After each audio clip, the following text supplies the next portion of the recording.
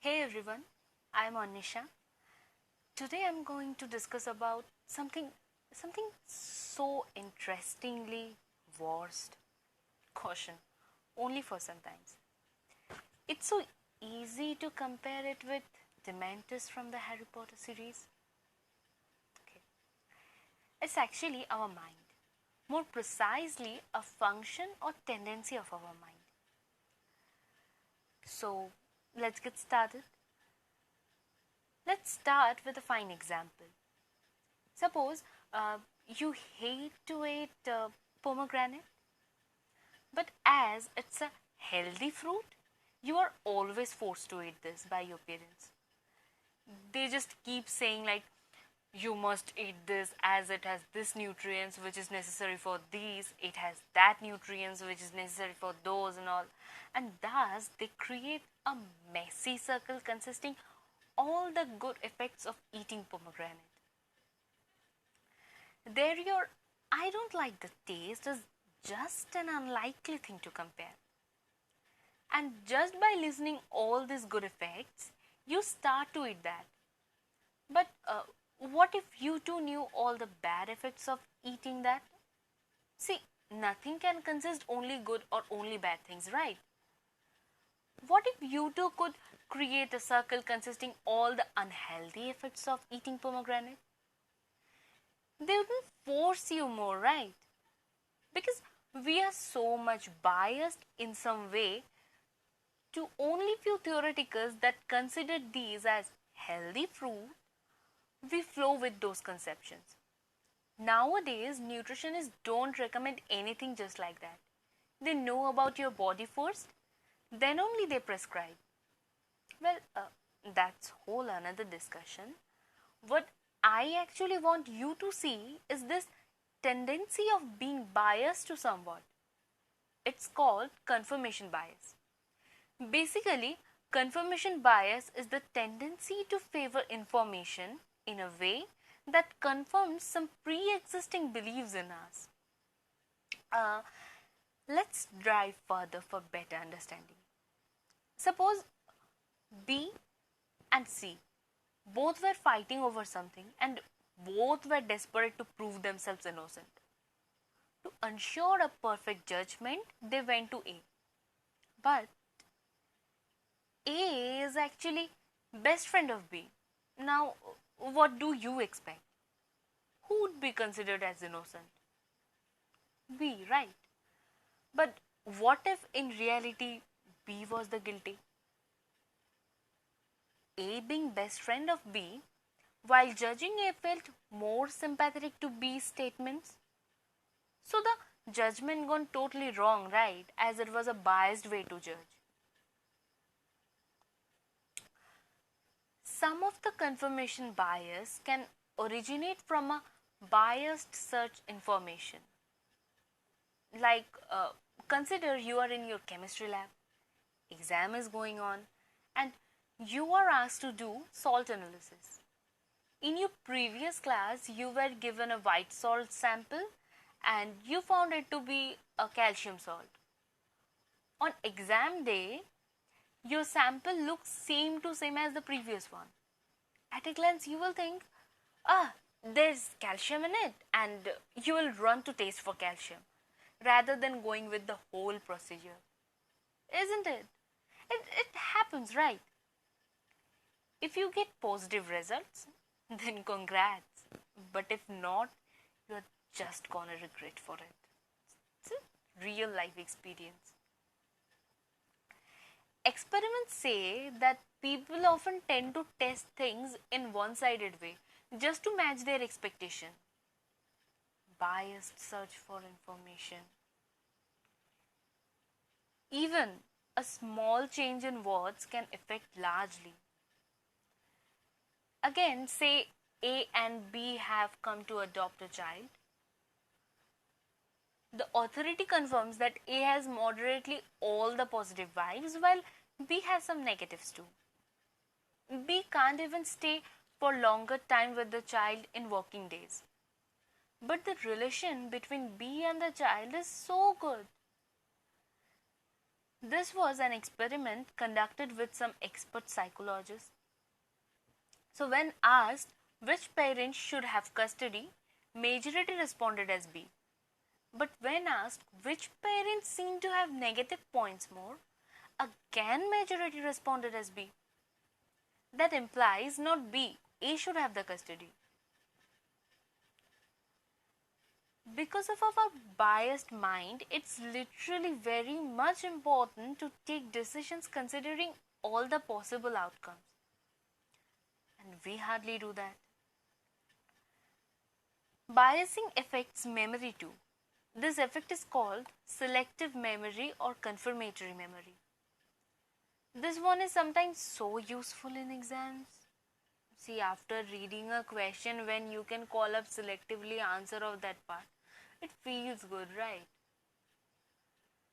But again, I'm here to make you concerned over this. So, suppose you are in exam hall again. We students feel so relatable while talking about exams and all. Let's say it's your history exam. Only few minutes are left and you are at peak speed of writing. Horrible. You are attending 5 markers. The question is, how did the policies of Aurangzeb weaken the empire? You are like, yes, I was reading this just yesterday. I'll rock an answer. And just after completing the answer, you notice it was Akbar, not Aurangzeb. This is what sometimes biased memory do. This time, it's visualizing error. And again, it's a personal experience. I was in class 8, I guess. That time, I wasn't left with any time to correct it. See, I'm pretty sure after reading the answer, teacher's expression was like, "What the hell you have written, girl?" It's a broken heart. Or suppose you are in physics lab. You have to calculate the breakdown voltage of your PN diode experiment in exam. You choose your machine. You have obviously choose that in which you have performed the experiment for the whole year. Now you are the boss of the room. You remember the reading so well. So you just somehow match your results with that, show to your teacher. She then says, "This reading in that machine, impossible. Go and do it again." And then you realize the machine is actually changed.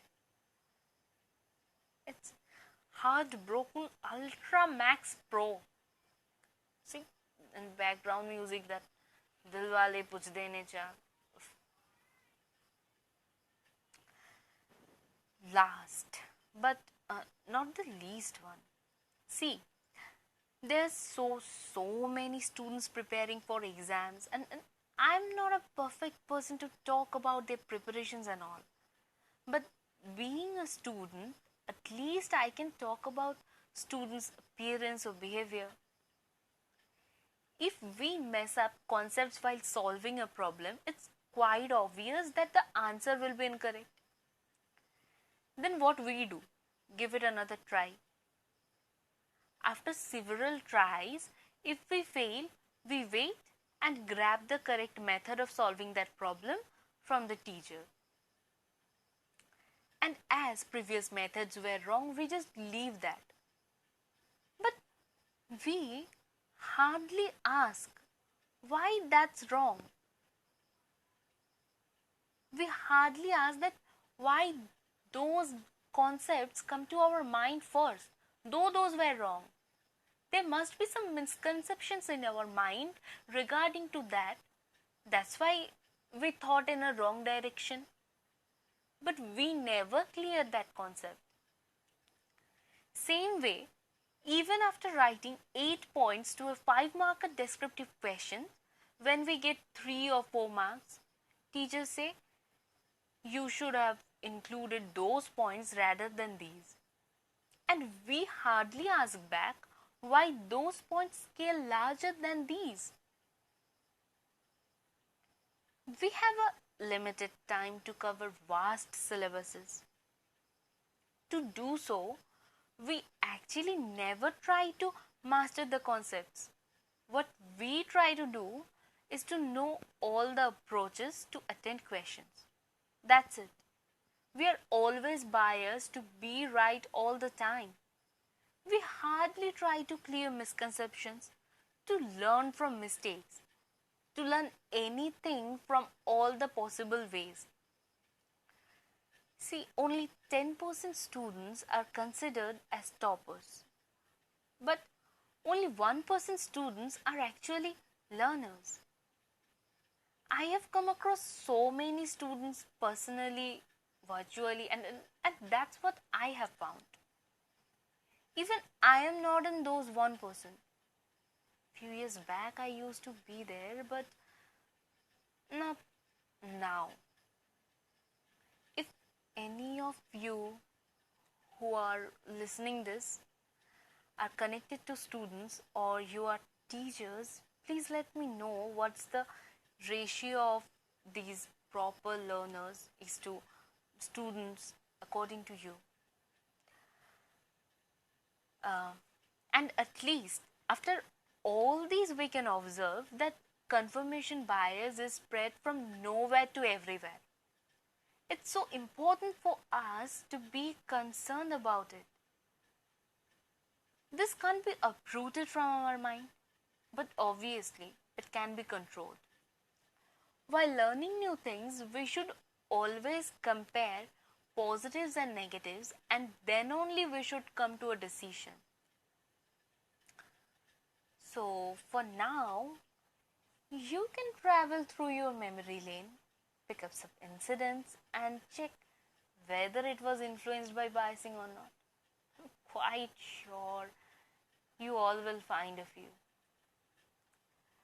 So, that's it for today. And let me know about few things you are curious about nowadays so that I can explore those too. And stay safe, stay happy. Bye.